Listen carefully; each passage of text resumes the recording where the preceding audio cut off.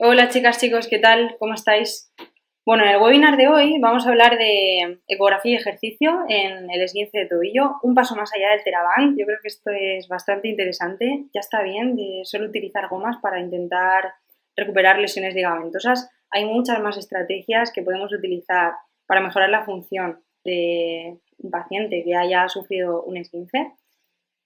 Y no solo vamos a hablar de ejercicio, de hecho la primera parte va a ir un poquito enfocada a la anatomía y a la exploración ecográfica de este tipo de lesiones. En concreto, os voy a detallar dos, para no liarnos mucho y que tengáis bastante información interesante de dos estructuras que se suelen lesionar con frecuencia. Vamos a hablar de el compromiso de la sindesmosis tibio-peronea. En concreto, vamos a hablar de la afectación del ligamento tibio-peroneo anterior inferior y luego vamos a hablar de otro que os sonará un poco más, que es el ligamento peroneo astragalino anterior. Si os parece, vamos al grano. La articulación tibio-peronea biomecánicamente se comporta como una especie de mortaja. La tibia, de hecho, presenta dos pequeñas proyecciones, una anterior y otra posterior, que además tienen unos nombres un poco atípicos, difíciles de recordar y por lo tanto, como no soy muy pro de estos nombres raros porque no sirven realmente para nada, simplemente que os acordéis que tiene dos pequeñas proyecciones, una anterior y una posterior. Eso lo que hace es que abraza y envuelve al astrágalo, ayudando y facilitando que éste deslice entre las dos estructuras óseas que están por encima de él, que son la tibia y el peroné. Eso hace que realmente sea una región que se comporte como una bisagra casi perfecta. Alrededor de esta bisagra existe una serie de estructuras cápsulo-ligamentosas que la envuelven, la protegen y favorecen el deslizamiento de todo el complejo. Vamos a hablar ahora del ligamento tibio-peroneo anterior-inferior. En esta imagen se veía muy clara, pero fijaros cómo es anatómicamente este ligamento. El ligamento tibio-peroneo anterior-inferior presenta tres haces bien definidos, además. De hecho, existe una pequeña separación entre cada uno de ellos. Esto en los atlas, cuando nos lo dibujan, no lo suelen representar así. O sea, estos pequeños detalles anatómicos no suelen tenerse en cuenta, pero la realidad anatómica es esa. Por eso a veces puede que cuando existe un compromiso de este ligamento no siempre sea todo el complejo el que se lesione, sino que sea uno de los haces o varios, pero no todos. Fijaros, el haz más proximal es uno de los haces más delgaditos, más pequeños, seguido de un haz intermedio que es mucho más ancho. Todos ellos siguen como una trayectoria oblicua y siempre la inserción mayor se encuentra en la tibia, abraza mucho más a la tibia que a la porción peroneal. El haz inferior se encuentra en la interfase más distal y representa una porción más delgada de este ligamento. Si le damos la vuelta al pie, en la parte posterior, existe otro ligamento, el ligamento tibio-peroneo posterior, inferior, ¿vale? Tendríamos uno anterior y tendríamos uno posterior. Este posterior es más grueso, está formado por tejido conjuntivo mucho más compacto, con las fibras están menos diferenciadas que en el ligamento antero-inferior y su función, tanto de uno como del otro, es la de favorecer que esa articulación se encuentre compacta y estable, sobre todo esa sindesmosis. Por eso la importancia de este ligamento y la lesión del mismo generalmente lo que provoca son inestabilidades tibio-peroneas, que muchas veces se pasan por alto, porque siempre nos vamos a buscar la alteración en interfases más distales. Vamos siempre a buscar alteraciones del peroneo astragalino anterior, posterior, medio, pero rara vez nos vamos a buscar en esa interfase más superficial, más proximal del tejido, donde se encuentra este potente ligamento y que su alteración puede generar problemas. Entonces es importante que lo conozcamos, ¿vale? Fijaros, hay una cosa curiosa aquí y es la parte relacionada con la vascularización de la zona. Fijaros, la arteria mareolar anterolateral, que es esta que veis aquí señalada, es la que irriga principalmente a este ligamento tibio-peroneo anteroinferior. De hecho, hay mucha variabilidad en cuanto a la irrigación de esta región, pero generalmente esta arteria mareolar deriva tanto de la arteria peronea como de la tibial.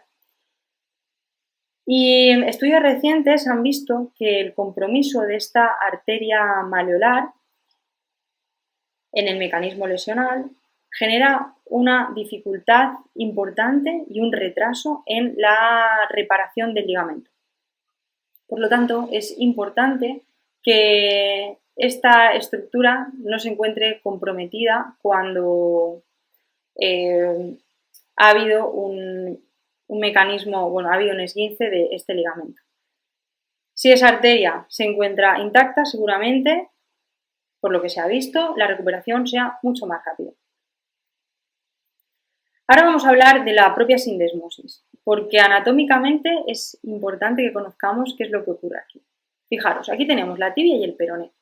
Esa sindesmosis está formada por una parte cartilaginosa súper potente, que como veis está bien definida por dos pequeñas paredes blancas, como si fuera una falla, y también tiene una zona que es como una especie de plica sinovial, que es esta región que veis aquí, que se encuentra por debajo y entre ambas estructuras óseas, ¿vale? Así es la anatomía de esta región.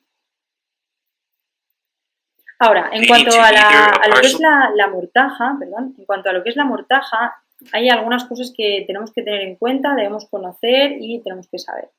Es una articulación que se adapta muy bien, tiene una biomecánica casi perfecta. Es una articulación que aumenta de 1 a 2 milímetros cuando se pasa de la flexión plantar a la flexión dorsal. Sabemos que en la flexión plantar el peroné va a sufrir una rotación medial de unos 3 grados aproximadamente. ¿Y qué es lo que ocurre cuando se afecta el ligamento tibio-peroneo anteroinferior, como estáis viendo en la imagen? Pues lo que ocurre es que va a haber un aumento de esa diástasis. Eso va a generar cierta inestabilidad y el paciente lo va a percibir así, con la sensación de que el tobillo ya no es todo lo congruente que era antes. Entonces, si el paciente es capaz de decirnos cómo se lesionó, ¿podríamos enfocar nuestra exploración ecográfica y nuestro tratamiento a la afectación de este ligamento? Sí. ¿Cuál suele ser el mecanismo lesional? El mecanismo lesional, como veis en el vídeo, siempre va a ser un mecanismo lesional de supinación y rotación externa. Ahí es donde rompe ese ligamento. Y siempre es así. Lo que pasa es que el paciente no suele recordar que ese ha sido el mecanismo lesional.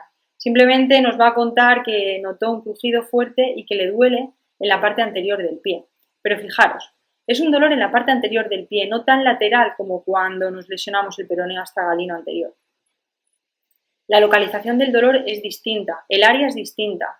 De hecho, cuando se rompe por completo o parcialmente el ligamento tibio-peroneo anteroinferior, el edema que se genera en la pierna es muy aberrante, mucho más que cuando se lesiona el ligamento peroneo astragalino anterior de forma aislada.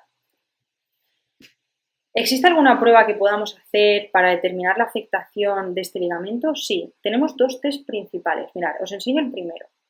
En la evaluación podéis hacer la prueba de Frick. En la prueba de Frick lo que vais a hacer es posicionar al paciente en decúbito supino, vais a hacer y le vais a solicitar una flexión de rodilla, vais a poner el pie en una posición neutra de 90 grados y una vez que estemos aquí, lo que vamos a hacer es generar una eversión ligera, fijando la pierna en la parte proximal. Vamos a llevar el pie a eversión y a rotación externa. La prueba será positiva en el caso de que el paciente refiera dolor en la sindesmosis, en la cara anterior y distal de la tibia. Si esa sindesmosis se encuentra comprometida, el paciente nos va a decir, me duele aquí, tengo dolor anterior. Por lo tanto, ya sabemos que a la hora de hacer nuestra exploración ecográfica no se nos puede pasar por alto y evaluarla, que muchas veces se pasa por alto. Y os voy a enseñar otra prueba, que sería la prueba de compresión. Esta prueba es muy sensible y nos va a ayudar mucho, nos va a ayudar a entender si efectivamente existe compromiso de esa sindesmosis. En este caso, lo que vamos a hacer es posicionar al paciente en decúbito supino y vamos a generar compresiones de proximal a distal, como si quisiéramos comprimir la tibia respecto al peroné, y lo que va a ocurrir es que a medida que nos dirijamos hacia distal, el paciente nos va a decir, me duele mucho. Cuando me estás presionando, a medida que te vas alejando, me duele la parte distal de la pierna, ¿no? La zona esta donde se os señala en la imagen. Bueno, si esto ocurre, pues ya tenemos otra prueba más, otro indicativo de que es probable que esa sindesmosis esté afectada. Ahora bien, y como os enseñamos en la formación de EasyTop, ecografía, lo primero, antes de entender la patología, es aprender a identificar la normalidad. ¿Cómo se hace la exploración del ligamento tibio-peroneo anteroinferior? Vamos a posicionar a nuestro paciente en decúbito supino. Vamos a posicionar nuestra sonda realizando un corte longitudinal de las fibras y le vamos a pedir que realice una pequeña inversión del pie y que apoye todo el pie en la camilla. Una vez aquí tenemos que diferenciar dos corticales, la cortical de la tibia por un lado y la cortical del peroné por otro. Entre ambas vamos a encontrar una estructura laminar hiperecogénica bastante bien definida, que va a ser el ligamento tibio-peroneo anteroinferior. Ese ligamento tiene un patrón fibrilar que lo define muy bien. Vamos a ver un anclaje perfecto en ambas corticales óseas y no vamos a ver ningún defecto estructural evidente en ninguna de esas corticales. Fijaros cómo es la posición de la sonda y cómo vamos haciendo un pequeño barrido. Podemos incluso generar una puesta en tensión de esas fibras y ver cómo se comportan cuando las sometemos a cierto estrés. En casos de normalidad, así será como se observe la imagen de este ligamento. Ahora bien, y ahora que hemos visto la normalidad, vais a daros cuenta que es mucho más fácil entender la patología. La ecografía patológica de este ligamento nos va a dar una imagen de este tipo. Nos va a dar una imagen en la que puede que exista neovascularización asociada al ligamento, que en condiciones normales sabemos que no va a existir, pero no solo eso.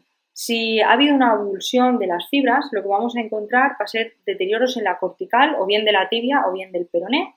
Vamos a ver una interrupción parcial o total de las fibras de ese ligamento que se van a encontrar con un patrón distinto. Ya no va a ser laminar e hiperecogénico, sino que va a pasar a ser anecoico en alguna de esas regiones donde se encuentre la lesión. La neovascularización no está siempre presente. De hecho, suele estar presente en las primeras fases de la lesión y se va a ir perdiendo si la inflamación se resuelve de forma favorable a medida que pasen las semanas.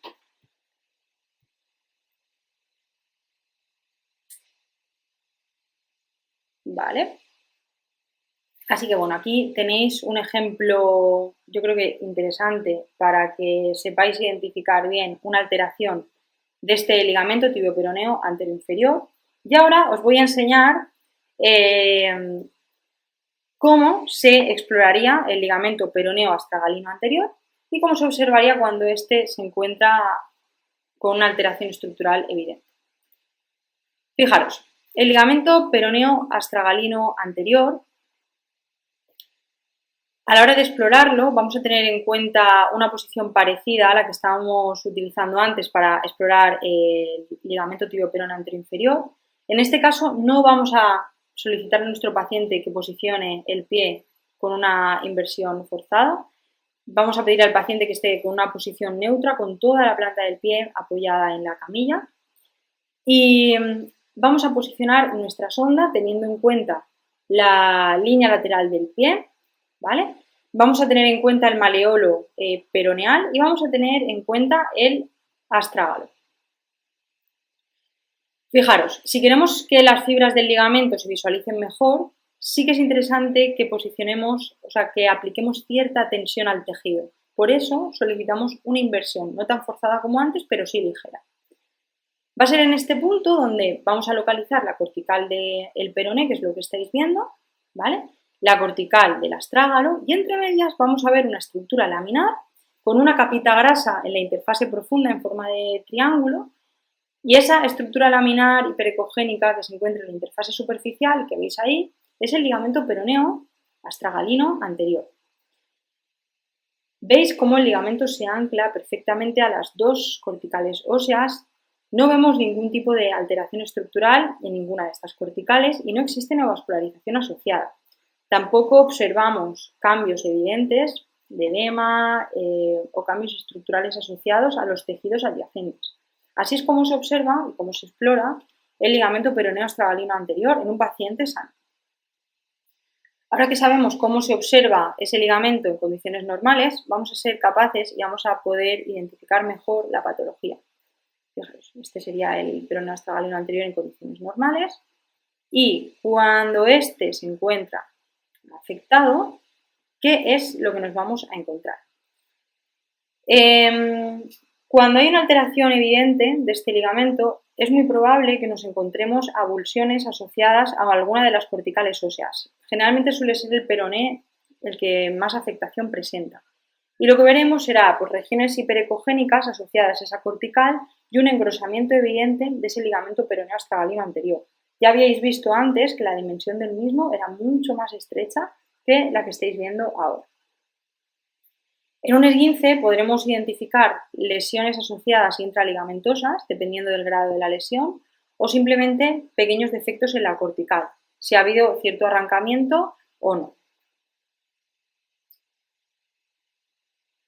Así que este sería, por ejemplo, otro ejemplo de alteración del peroneo astragalino anterior, donde sí que existe avulsión y hay alteración de ese patrón fibrilar, donde ahora sí aparecen regiones anecoicas marcadas dentro del mismo. Hay una clasificación que nos ayuda a identificar el grado de la lesión en función de cómo se encuentre el tejido a nivel ecográfico. Entonces, sabemos que nos encontramos ante una lesión tipo 1 si el patrón fibrilar está intacto, pero el paciente sí que ha tenido un mecanismo lesional por inversión. No observamos cambios evidentes en la ecografía, pero quizá el paciente sí presenta cierto edema en el tobillo, ¿vale? Pero no ha sido lo suficientemente severo como para que se evidencien cambios ecográficos. Una lesión tipo 2 indicará un aumento del grosor de ese ligamento, como estáis viendo aquí, por ejemplo. Un tipo 3 presentaría además el patrón fibrilar alterado, es decir, ya no existe una continuidad de esas fibras ligamentosas, sino que estas se encuentran borradas o incluso ausentes. El tipo 4 es el signo flotante, es decir, ambos extremos habrían perdido el anclaje y el tipo 5 existiría una fractura por avulsión, es decir, ha habido un arrancamiento total de ese ligamento, existiría ese signo flotante y además existiría un defecto en la cortical ósea. Así que bueno, creo que aquí tenéis dos ejemplos súper interesantes para que ahora entendáis mejor la parte que os va a enseñar Chris, que es cómo recuperamos esto, qué tenemos en cuenta a la hora de desarrollar un protocolo de recuperación en un paciente que ha sufrido un esguince o de la sindesmosis o del peroneo astragalino anterior, qué fases son las que tenemos que tener en cuenta, cómo introducimos y qué ejercicios introducimos en cada fase, cómo se hace esa progresión, qué no hay que hacer y cómo se respetan los tiempos en lesiones de este tipo. Súper interesante lo que os va a contar Chris ahora. Antes de darle paso, os quiero recordar que estamos en la Easy Week, que del 14 al 21 de noviembre os hemos preparado, aparte de un montón de charlas gratuitas, sorpresas y demás, tenéis una súper oferta, ¿vale? Sobre todo, todos aquellos que estéis dentro de Easy Cool vais a tener mogollón de ventajas, pero los demás también. Las dos formaciones estrella, que son la formación de ecografía en la normalidad, EasyTop, y la formación de ecografía del sistema nervioso periférico, cuello y tronco, EasyUp, os hemos preparado una oferta que solo va a estar esta semana y donde vais a tener un precio exclusivo, ¿vale? En EasyTop vais a poder acceder a la formación por el precio de 647 euros, todos aquellos que estéis dentro de Easy Cool, que es la suscripción que tenemos en Easy. Para todos los demás también tenemos una oferta y vais a poder acceder a la formación durante esta semana por 747 euros, solo por esta semana. Si estáis interesados en el aprendizaje del sistema nervioso periférico, cuello y tronco, también tenemos una oferta para todos los que estéis dentro del CUL y vais a poder acceder a esta formación no por 727 euros, sino por 527. Y para todos aquellos que no estéis dentro del CUL, también tenemos la oferta para que podáis acceder a la formación por 627 euros. Tenéis en la web esta oferta durante esta semana, también la publicaremos por Instagram, pero bueno, es la semana perfecta para aprovechar. Nos habéis preguntado muchas y muchos durante estos meses que queréis entrar, que estabais esperando algunos a ver si había algún acceso de este tipo, pues bueno, es la semana perfecta para poder entrar. Y ya no os hago perder más el tiempo, os dejo con la parte de ejercicio de Cris. Ha sido un placer pasar este ratito con vosotros y nada, cualquier duda, pregunta o lo que tengáis, sabéis que por Instagram podéis hacerlo sin problema. Cris, te doy paso. Hola chicos, yo vengo a hablaros de la parte de ejercicio, entonces voy a intentar hacerlo pues lo más rápido y ameno posible para que no se os haga muy pesado, ¿vale? Entonces, bueno, empezamos pues hablando un poco de lo que ocurre, ¿no? De hechos, y es que después de un esguince sabemos que existe una altísima recurrencia de volver a tener esguinces cuando en teoría ya nos hemos recuperado y que muchas de estas personas acaban teniendo CAI o bueno, lo que se llama inestabilidad crónica de tobillo. Entonces, ante estos datos, algo que deberíamos preguntarnos es qué estamos haciendo mal, porque algo debe de estar fallándonos para que estas cosas pasen tan frecuentemente, ¿no? Entonces, sabemos que algunos de los factores que se asocian con esguinces son estos. Son factores que se asocian tanto con causa de como consecuencia de. Es decir, sabemos que déficits de fuerza en plantiflexión, o sea, que podemos encontrarnos déficits de fuerza en plantiflexión en personas que acaban de tener un esguince, sobre todo del ligamento peroneoastragalino anterior.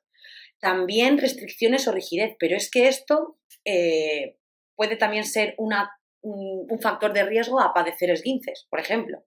Pero también sabemos que después de un esguince encontramos restricciones en ciertos rangos de movimiento, lo cual es totalmente normal. Y luego también sabemos que una disminución de la fuerza en la cadera se relaciona con un mayor riesgo de padecer esguinces del ligamento peroneoastragalino anterior. Al final tiene sentido, ¿no? Luego lo veremos que toda la cadena cinética está relacionada, entonces si cadera, rodilla, tobillo están relacionados y algo pasa en la cadera, pues va a afectar al tobillo en mayor o menor medida, pudiendo ser un factor de riesgo. Entonces, todo esto lo podemos abordar teniendo en cuenta estas tres esferas. Son importantes porque hay que tenerlas en cuenta las tres en cualquier tipo de patología, pero en este caso, pues bueno, por ejemplo, todos los déficits a nivel de movilidad, a nivel de rango de movimiento, lo vamos a trabajar en esta esfera.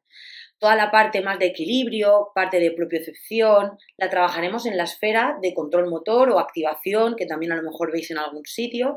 Y luego está la parte de fuerza, es decir, no se nos puede olvidar que un tobillo tiene que ser fuerte. Entonces, ¿qué ocurre? Pues que muchas veces se nos olvida alguna de estas tres esferas.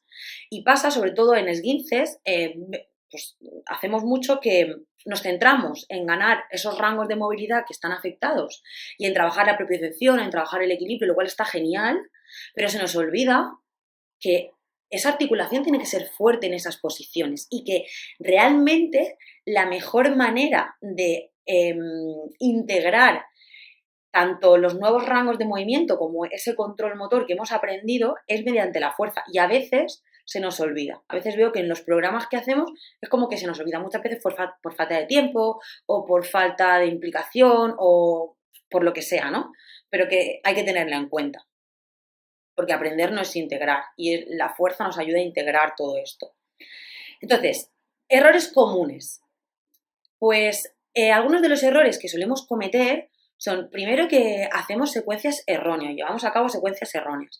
Más que erróneas, se trataría de secuencias incompletas. ¿Por qué? Pues porque al final, trabajar normalmente una secuencia al uso en cualquier clínica de fisioterapia suele ser, pues empezamos con gomas en descarga, haciendo los movimientos del tobillo, hacemos luego también equilibrio, propiocepción, pues mira, luego pasamos de eso y lo ponemos de pie y lo ponemos a la pata coja.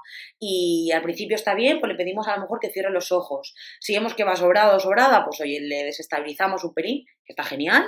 Y luego cuando vemos que eso ya, oye, que va bien, pues nada, algún saltito, que vemos que no le duele o que no le genera un dolor, que es más una molestia y tal, pues oye, lo pasamos muchas veces a superficies inestables y es como cuando todo eso ya no genera síntomas, pues ya está recuperado.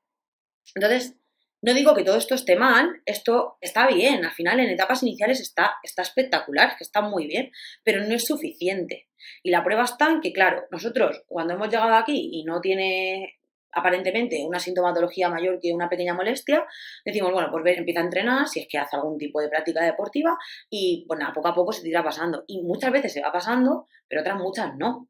Y esa persona acaba desarrollando una inestabilidad crónica o dentro de un mes se vuelve a lesionar el mismo pie porque realmente nos falta algo. Entonces nos falta primero pensar qué es lo que necesita hacer un tobillo en realidad, ¿no?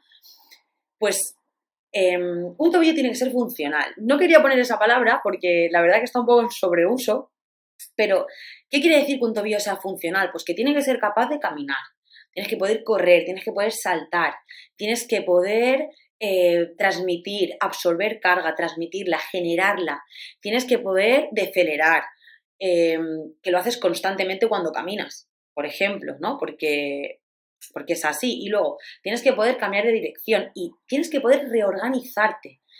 Esto es importante porque parece así una palabra así un poco ambigua, pero es importante porque, claro, si nosotros tiramos ahora un boli al suelo y yo me agacho a por el boli y lo tiro otra vez y me vuelvo a agachar, o sea, nunca te vas a agachar dos veces de la misma forma porque tu cuerpo se reorganiza en el espacio para hacer un gesto de la forma más eficiente que él considera o de la forma que mejor le venga, ¿no?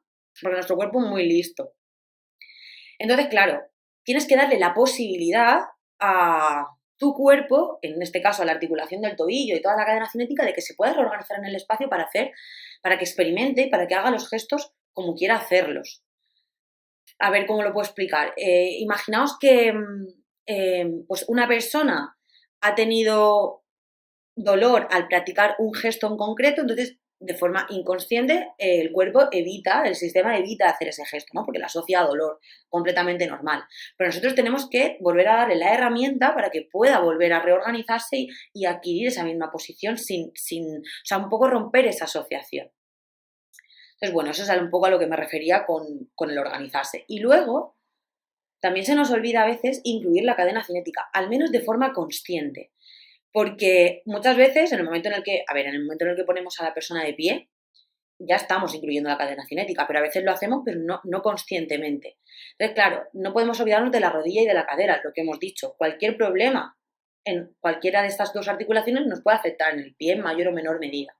Y luego he unido el cambio de dirección y la deceleración de una columna y de la otra, porque al final, para cambiar de dirección y para decelerar, no solo nos hace falta el tobillo, nos hace falta que toda la cadena sea capaz de absorber la energía, transmitirla, generarla, ¿vale? O sea, no podemos separar las articulaciones, porque por lo que sea estamos juntos, entonces no podemos. Vale, entonces, una vez hemos mandado los ejercicios típicos de gomas, hemos trabajado el caminar de puntillas, el caminar de talones, hemos saltado alguna que otra vez al Bosu, que esto lo hablaremos en una de las clases de la suscripción, hablo del Bosu, y lo tenéis ahí. ¿Cómo podemos progresar y construir nuestro programa de ejercicio para que ese tobillo vuelva a ser capaz de absorber y responder a la carga? Es decir, repito, no que esto esté mal, ¿vale? Pero vamos a darle un plus porque podemos hacerlo mucho mejor. Pues bueno, yo he intentado plasmar lo que es para mí el proceso de rehabilitación en cualquier patología, un poco general. Evidentemente esto es súper simplista y es súper general, pero creo que es visual, ¿no? Para mí el proceso de rehabilitación tiene como... es un continuum. Todo esto es un continuum. Realmente tú nunca estás solo en una, ¿vale? Siempre estás en varias, pero bueno, está el proceso de recuperación, que sería Claro, realmente todo es recuperación, ¿no? Pero el proceso de recuperación estaría más encaminado a toda esta parte de aquí, de reparación de los tejidos, el proceso natural de reparación de un tejido, proceso inflamatorio, etcétera, etcétera. Luego tendríamos la parte de funcionalidad, que es lo que digo, al final es preparar a el tobillo en este caso a que sea capaz de hacer todo lo que debe de poder hacer un tobillo. Y luego la parte específica de cada persona, pues si practica un deporte concreto, pues tendrá unas demandas. Eso ya estaría más encaminado a toda la parte más del RPTB y la parte final de la fuerza, etcétera, ¿no? Pues un futbolista no va a tener las mismas demandas que un halterófilo, pues, por ejemplo, ¿no? Entonces, existen, o yo he dividido como unas 4 fases, que es lo que digo, nunca estamos solo en una, pero como 4 fases en las que he puesto lo que realmente pretendemos restaurar o lo que pretendemos trabajar en cada una de ellas, ¿no? Pues en la parte más estructural queremos facilitar ese proceso de reparación de los tejidos, restaurar el movimiento normal, la hiperestación, porque una cosa importante en cualquier tipo de esguince es que cosas que tenemos que intentar es, uno, que la persona vuelva a ponerse a soportar su propio peso corporal lo antes posible y que su marcha la modifique lo menos posible y el mínimo tiempo posible. Digo el mínimo tiempo posible porque no lo podemos evitar, la marcha va a cambiar, es algo natural, es un proceso antiálgico que genera tu cuerpo como protección ante algo que le genera dolor y eso no lo podemos evitar, pero sí podemos intentar que sea durante el mínimo tiempo posible. Luego, en la parte de función, pues evidentemente restaurar toda esta funcionalidad básica. Luego, tenemos que integrar lo aprendido cargando los patrones que hemos trabajado anteriormente para que todo esto se integre. Y luego ya pasamos a esa fase del RTP. Sabéis que, bueno, y si no, pues os lo recuerdo, RTP realmente no es solo el Return to Play que nos han explicado, realmente tenemos varios tipos de RTP. Yo normalmente lo diferencio en 3. Tendríamos el Return to Participation, que sería la vuelta a la vida diaria, ¿no? El Return to Play, que sería, pues, por ejemplo, en el caso de que tú juegues a fútbol, pues que puedas volver a jugar a fútbol, pero no a nivel competitivo, ¿vale? Y luego tendríamos el Return to Performance, que sería una parte que evidentemente yo ya no considero mía, no considero parte del fisioterapeuta, que es el volver a competir, ¿no? Entonces, bueno, dentro del Return to Play hay varios matices, pero bueno, os he puesto uno porque creo que es mucho más visual. Entonces, bueno, siguiendo un poco con la línea de lo que acabamos de ver, esta es una tabla donde, bueno, he intentado ponerlo lo más gráfico posible. Entonces, bueno, pese a que aquí veáis 6 fases, realmente yo esto lo dividiría como en 2 fases grandes. Sería esta primera, que sería un poco en la que nosotros más trabajamos, y es la realidad, y luego tendríamos esta segunda, que sería un poco más enfocada al rendimiento. Sobre todo esta parte indiscutiblemente es la que es enfocada al rendimiento, pero estas dos están un poco ahí como en el limbo. Entonces, habrán casos en los que tendremos que abordarlas, porque habrán casos que la realidad es que son la mayoría de gente no, a no ser que sea un atleta ya más profesional o que juegue en un equipo que tengan un preparador, etcétera, no tienen un preparador que pueda trabajar eso específicamente con ellos, entonces nos tocará trabajar pues ese gesto deportivo, nos tocará aplicar la fuerza a ese deporte, porque al final fuerza es fuerza, pero la podemos aplicar, pues es lo que os digo, ¿no? La podemos aplicar, una persona que hace powerlifting aplicará fuerza de una manera y una persona que hace atletismo y corre vallas, pues la aplicará de otra. Entonces, bueno, eso a veces nos va a tocar un poco meternos a nosotros porque no habrá otra figura que se pueda encargar. Entonces, bueno, yo sobre todo me voy a centrar, vamos a centrarnos en estas 3 primeras. Pero ahora veréis que el ejemplo de ejercicios que os voy a meter, sobre todo en las últimas, realmente se pueden meter en esta también. Teniendo en cuenta el gesto deportivo, se pueden meter. Porque como esto es una presentación más general, pues me he centrado sobre todo en estas 3. Vale. Fase 1. Reparación de tejidos, restauración de movilidad normal. Aquí algo que nos interesa, lo que más nos interesa de toda la parte de la movilización y de toda la parte, todo lo tenéis escrito, pero voy a hacer hincapié en un par de cosas que creo que son importantes y es el hallux, el primer dedo, es importante. Sabemos Si no lo sabéis, también lo hablaremos en una de las clases de la suscripción, el mecanismo de Windlass, importantísimo en la marcha, ¿no? Entonces, evidentemente, cuando tú tienes un esguince, la marcha cambia, en mayor o menor medida, más o menos tiempo, pero va a cambiar. Y el cuerpo va a evitar mecanismos de inversión y plantiflexión. Entonces, es más probable que como evites hacer ese movimiento de sobreestiramiento del ligamento, pues tiendas a hacer más fuerza con el hallux en plantiflexión que en dorsiflexión. Seguramente el mecanismo de Windlass se ve un poco afectado porque pierdes un poco de capacidad de hacer extensión del primer dedo. Entonces, es importante, además de toda la movilización del tobillo en general, sobre todo en aquellos rangos que no sean amenazantes al principio, para poco a poco ir progresando los que sí, trabajar el primer dedo. Herramientas útiles, el flossing. Luego veremos lo que, no os preocupéis. Y en la parte más de control motor, de activación y de fuerza, nos interesa sobre todo cargar el plano sagital, es decir, hacia adelante, ¿vale? Hacia adelante y hacia atrás, en planos, o sea, en rangos de movimiento que no sean amenazantes. Pues bueno, si sabemos que la plantiflexión o un torque en rotación externa son los mecanismos que más relación tienen con los esguinces, tanto del ligamento peroneo astragalino anterior como el de la sindermosis tibio-peronea, pues vamos a evitar esos rangos de movimiento máximos al principio, ¿vale? Y luego trabajar en condiciones de estabilidad, de seguridad, la musculatura intrínseca del pie, importantísima también, porque al final el trabajo de esa musculatura nos va a ayudar también en la propiocepción de forma inconsciente, porque nos hace ser conscientes de estar pendientes de nuestro pie, el contacto con su superficie, de estar pendiente de los movimientos, de cómo se percibe esa contracción. Es decir, al final, a ser un poco más consciente de cómo tienes tu pie en el espacio, ¿no? Herramientas útiles, pues focos externos auditivos, visuales, los metrónomos, yo aquí los meto mucho también, porque me ayudan a que la persona no esté muy centrada si no quiero que esté centrada. Habrán otros casos en los que sí, pero hay casos en los que prefiero que no esté súper pendiente o súper hipervigilante, entonces meto un metrónomo y ya tiene que estar pendiente de más cosas y pierde un poco de foco en lo primero. Y luego, unilateralidad. Interesante, es muy interesante en esta fase, yo lo veo muy interesante porque al final siempre, si tú le pones a hacer un ejercicio bilateral, esto es sentido común, siempre va a tender a cargar más el pie que no tiene afecto. Por lo tanto, si le cargas a nivel unilateral en condiciones de estabilidad y de seguridad, pues bueno, es una forma de que esté cargando realmente la articulación que a ti te interesa, como a ti te interesa. Aquí tenéis un ejemplo de lo que sería el flossing, del first toe extension y también del resto de dedos. Y luego este ejercicio es súper interesante porque para mí, en casos en los que la persona tiene miedo al movimiento, tiene miedo al dolor, está desacondicionada, es decir, un poco lo que pasa tras un esguince, para mí la mejor forma de empezar a aplicar fuerza es que la tenga que resistir. Y un ejercicio isométrico como es este me parece una idea buenísima.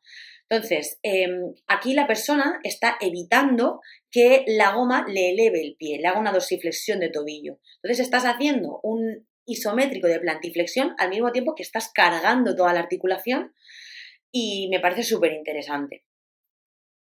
Luego, por ejemplo, tenemos ejercicios para ir ganando movimiento, ir acercándonos a esos rangos de plantiflexión que nos faltarán, porque además de la dorsiflexión, que sabemos que se ve afectada por esa anteriorización del astrágalo, etcétera, etcétera, la plantiflexión la vamos a evitar porque es el mecanismo lesional junto a la inversión. Entonces, estos son ejercicios que podemos ir utilizando para ir metiendo una plantiflexión de una forma pasiva, quiero decir, no la está haciendo la persona, pero es un ejercicio guay, porque puede controlar cuánto cae, cuánto no cae.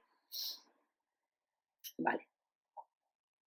Luego, por ejemplo, ya os digo, ejercicios de fuerza asimétricos, unilaterales, los que queráis. No hay ningún problema. Esto, en general, en la primera fase, ya os digo, dependerá del tipo de esguince, pero no suele haber ningún problema en meter este tipo de ejercicios. Se suelen llevar bastante bien, ¿vale? Claro, este sería una progresión de este. Si este no nos sale, pues no podemos quitar la otra pierna, pero en un cajoncito alto, que no sea muy bajo y tal, no creo que haya ningún problema, no creo que tengáis problemas.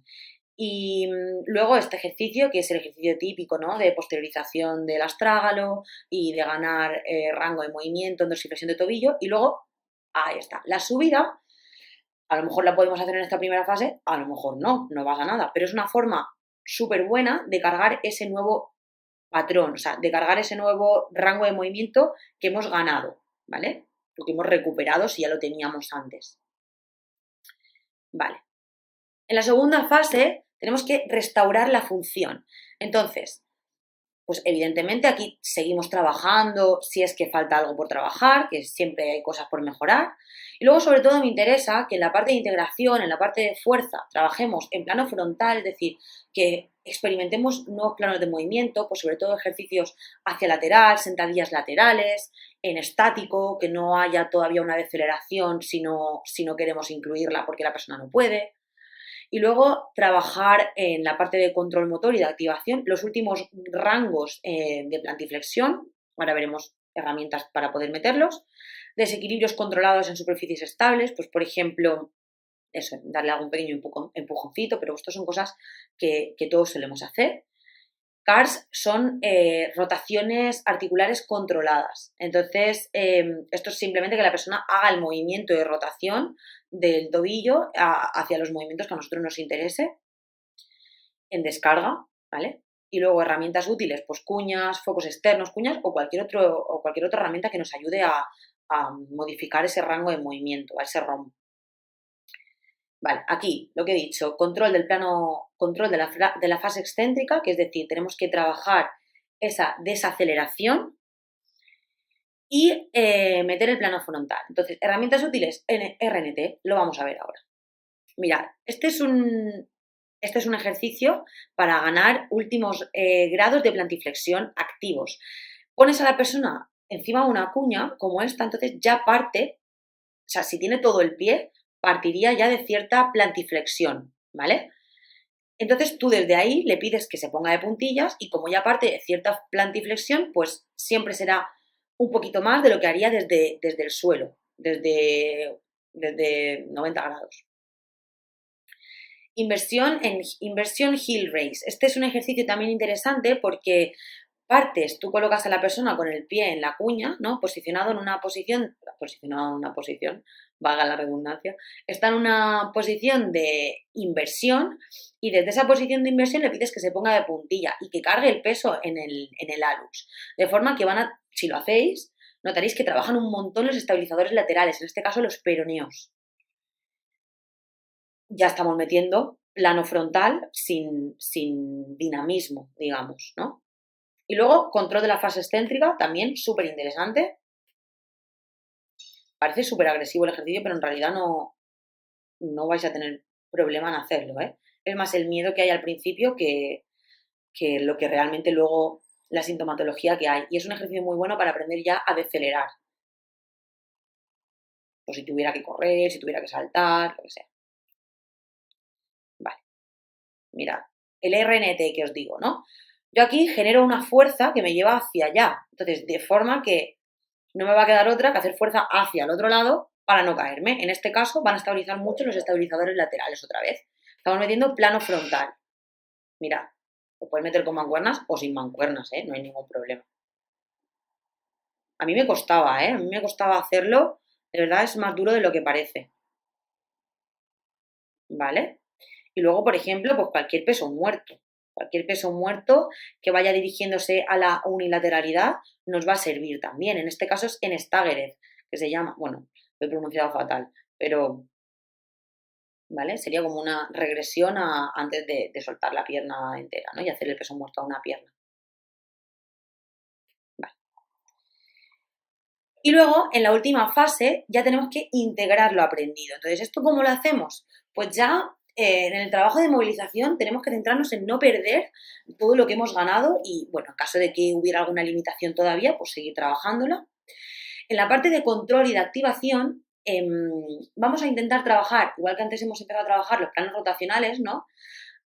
Vamos a trabajar la estabilidad en esos planos, pero ya a nivel rotacional. Antes hemos metido plano frontal simplemente, a nivel lateral, ahora vamos a meter rotaciones.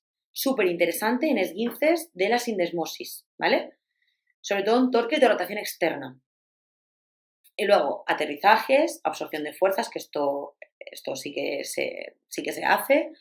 desestabilizaciones inesperadas, pues por ejemplo, que una persona la atas con una goma hacia la cintura, le pides que salte y tú en el aire la desestabilizas, ¿no? Y que tenga que caer o con una pierna o con dos. Me parece un ejercicio mucho más interesante que subirte a un Bosu, que no lo descarto, ya os digo, lo hablamos en la suscripción, pero a mí me parece muy interesante. Vale, y luego en la fuerza y en la parte de integración ya hay que progresar a trabajo multiplanar, ¿vale? Es decir, nosotros funcionamos en múltiples planos, tenemos que empezar a trabajar en todos esos planos, de forma dinámica.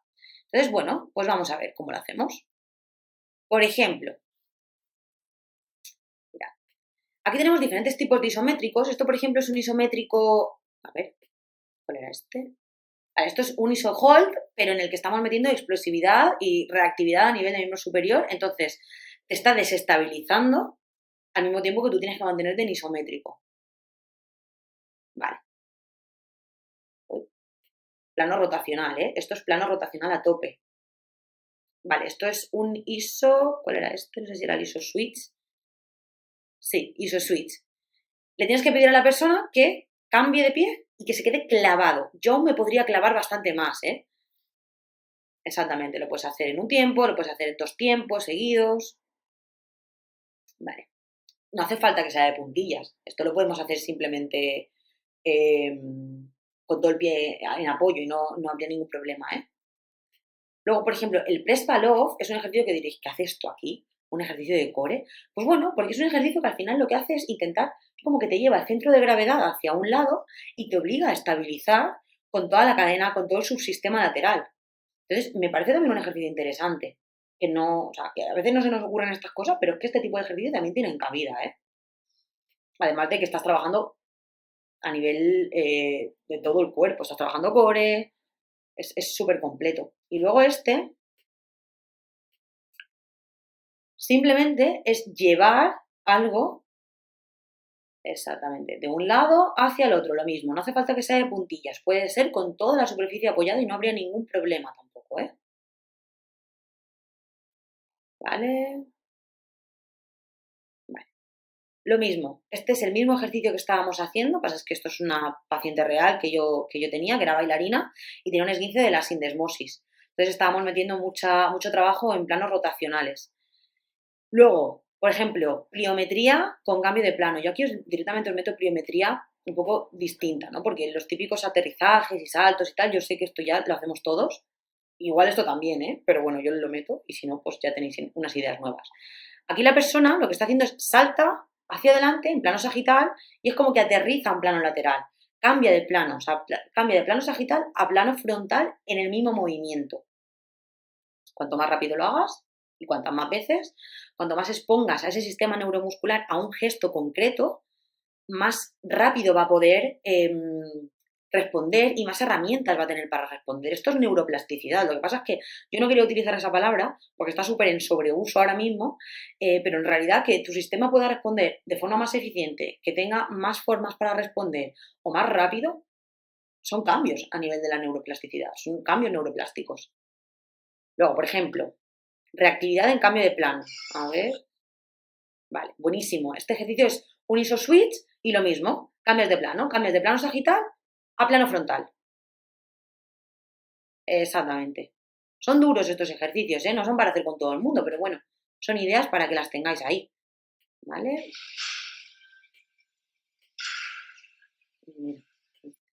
Bueno, este ejercicio me parece súper completo. Diréis, ¿qué hace? Está poniéndonos un press con kettlebell.